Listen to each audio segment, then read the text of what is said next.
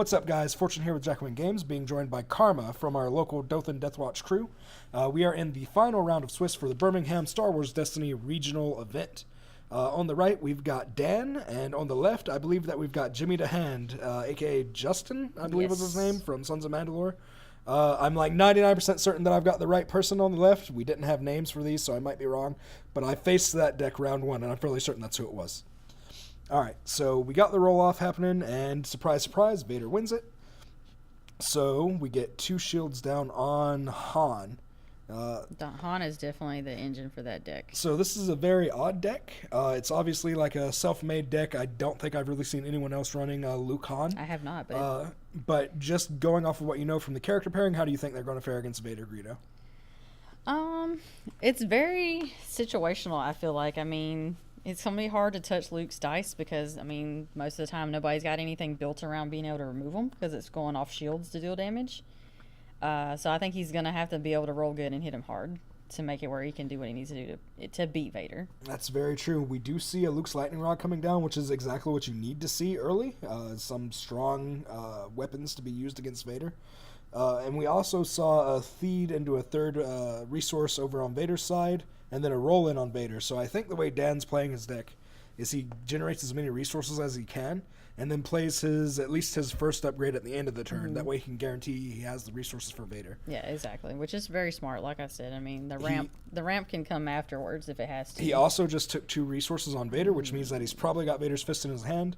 The one thing that I don't like about playing Vader, and we see a DL44 come down, which means the Vader's die gets removed. Yep. But the one thing that I don't like playing about Vader is that it's really easy to telegraph all of its moves. Mm-hmm. There's no real way to hide what you're doing. Oh, you just resolved Vader's big old melee dice for damage or for resources?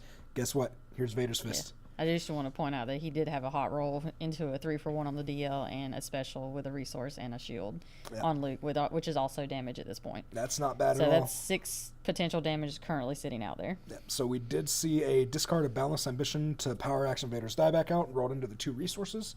So at this point, and we also saw Second Chance being revealed for Han's ability. So I was just about to say, not only were we going to see Vader's fist coming down, but we also have the 2 resource side to pay for the damage sides on Vader's fist. Which it does hit the 3-for-1, so he will have the money to pay for that. So Dan's he's getting everything that he needs for turn 1, honestly. He is, which I mean, over for Justin, he's not doing too bad either. Yeah, Jimmy DeHand's doing pretty good. I love saying that name. But I mean, he dropped Luke's Lightning Rod and DL44 turn 1. Yes. So he's doing pretty good too, but honestly, any game where you can get Vader's fist turn 1, it's done. It's gross. But I mean, at least you're getting that early activation of 3 times out of the way. Yeah. Especially if you manage to still have some mitigation left.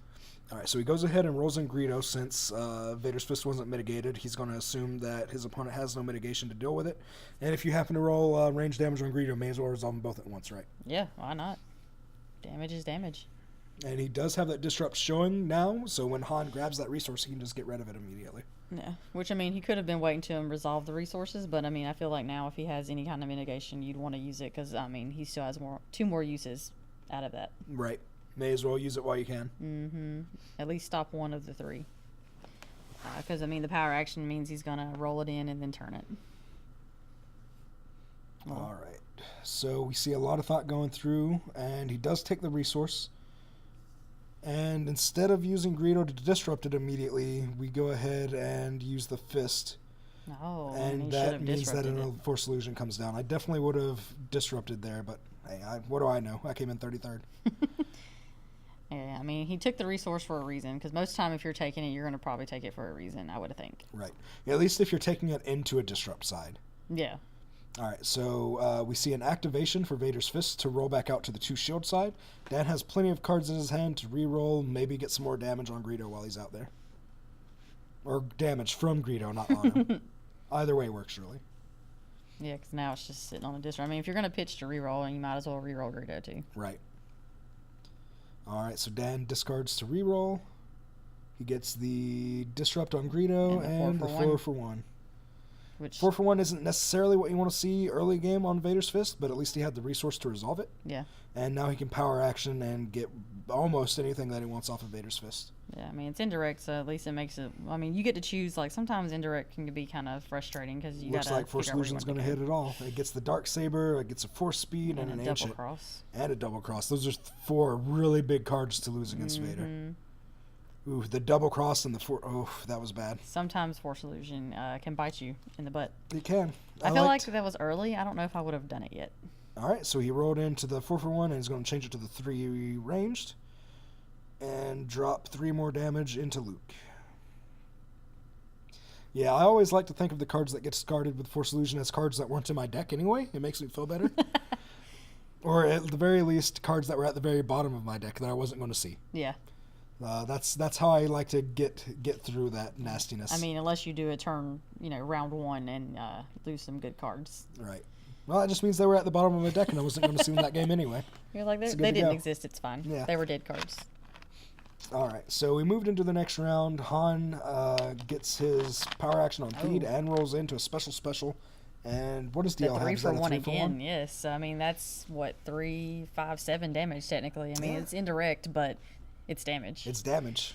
And he can gain 2 resources from it, from those specials. And then immediately hyperspace jump. Oh my gosh, yeah. That'd be best case scenario, in my opinion. I mean, to deal 7 damage and then jump out, yeah. Well, we got an overconfidence for a blank, and the 2 damage, so the blank gets removed. But at least he's still got, 4 damage showing? Mm-hmm. I mean, you don't necessarily want to see indirect damage currently with Greedo still on the table, but... Right. Any indirect damage that you put into Greedo feels bad, unless you can guarantee he's going to die like the next action, because that just means, well, he's that much more of a meat shield for when I play Price of Failure. Yeah, and then if he's 1 damage away from dying and you have Price of Failure, you're probably going to go ahead and just use it, because he's going to die anyways. Right. So we did see Force Speed drop on Luke, so he's pretty much ready to go. And Vader rolled a blank and 3 damage? 3, it looks like. I mean, he started to make a dent into Vader. Right. Not much, but he's not out of it yet. All right, so Vader's Fist activates to roll in, and rolls the 4 for 1 again. And he does have the resource. That's where, Han with a villain character comes in handy. You show a villain Still those card. resources. Yep. Especially against Vader, if you can get the rolls.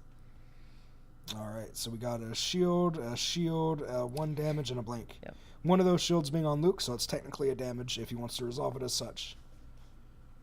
Which, Resolving a single shield as damage isn't really the best. yeah, like you want that 2 side. Yeah. We do see the 4 indirect get resolved. 2 of it goes into the shields on Han, and then the other 2 into Han.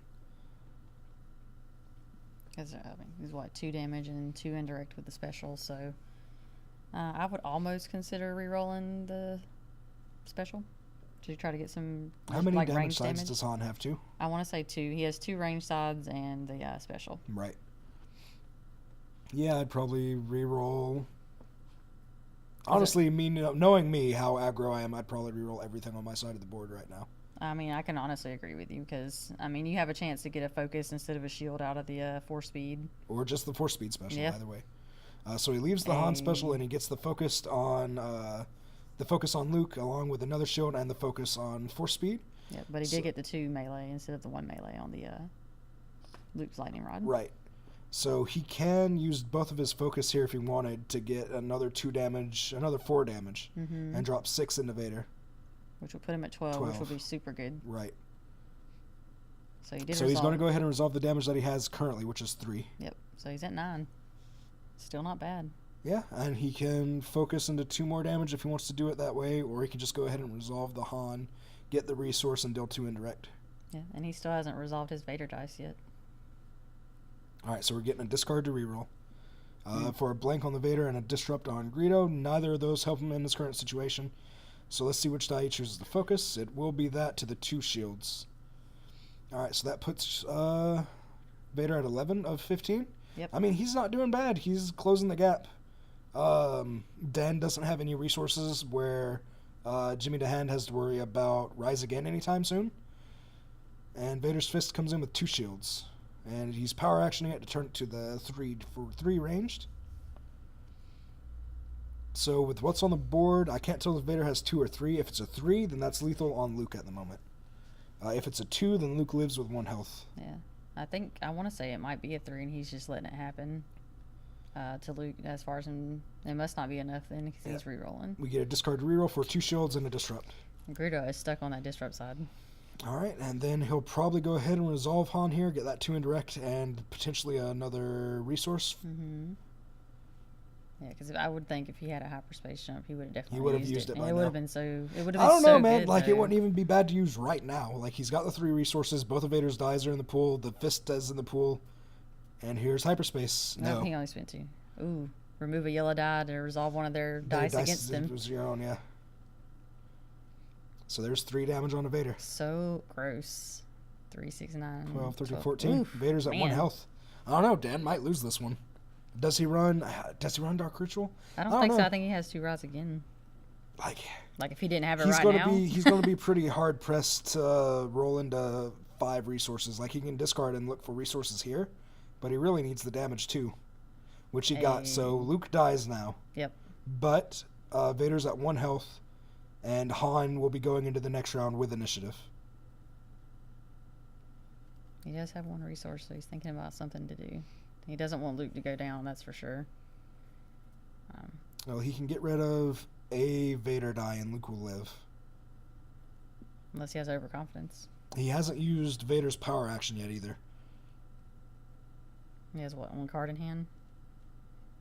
Yeah, he has 1 card, so he'd have a chance to do 1 power action, but it would have to roll damage then, or he'd be stuck with it. Right. So he's thinking about what he needs to do. Really, it just comes down to what mitigation Jimmy DeHand has. At this point, I mean, if you don't want your character to go down, and if you got some kind of mitigation, you think, it looks like he passed. Ooh. Or claimed, one of the 2. But he discarded and rerolled into a blank and 2 damage. And now Jimmy DeHand claims. He deals 4 damage to Luke. And both of his characters go into the next round. So this is looking really good for Sons of Mandalore over there on the left. Right. All right. 2 resources down for Dan. I don't think there's any way fast enough for him to get a rise again off. Unless Jimmy DeHand just rolls 0 damage. Yeah. I mean, it's very possible. I mean, Luke's shield sides are damaged. Oh, my goodness. Well, he did roll 2 damage, but 3 blanks. Yeah. That doesn't help. So that is lethal on Vader, so Dan has to have mitigation here. And if he does have mitigation, that gives Jimmy DeHand an extra turn to roll Han in and try and get damage on him. Mm-hmm. Anytime somebody's got to think about it, they got to think about whatever they might have. Dan's calling it. Oh, wow. Dan's just calling the game right there. All right, there you go. Man. I don't know if calling the game right there was honestly the right choice. Yeah, Vader was probably going to die there, but he's still got Vader's fist. He could easily take out Han, which Greedo can die take out Luke, and Greedo can die really quickly to Han, but I mean, Vader's fist could knock Han out the next turn if Greedo manages to make it through. Yeah, because I mean, he still had the use out of it. I mean, he didn't have the power action to turn, but I mean, he had the money to roll damage and sort of all. Which, I mean, he could have power actioned fist right there. Yeah, and just turned it to a 3, and he could have took Luke out. Yeah, well, the video's ended, but we're going to have this at the end of the video, just on a black screen. But I don't honestly think that was an immediately lost game. It definitely didn't look good for him, but I think they totally should have went ahead and played that one out. I would have, if I was in the spot where I was that far ahead in the tournament and I was winning my games and I had no losses, there's no way I could have scooped. Right. I would have wanted to try to keep my record going. Especially with 20 minutes still left in the game. Yeah, you had plenty of time to still try to figure out something. Like, right. I mean, you still had Vader's fist. You know, you had things you could do. Right. But anyways, guys, that was the end of Swiss for the Birmingham Destiny Regional. Thank you guys for joining us. We're going to be getting the top 8, the top 4, and the finals. Is that how it works? Yeah, top 8, top 4, and the finals out soon. So hope to see you guys there, and talk to you then.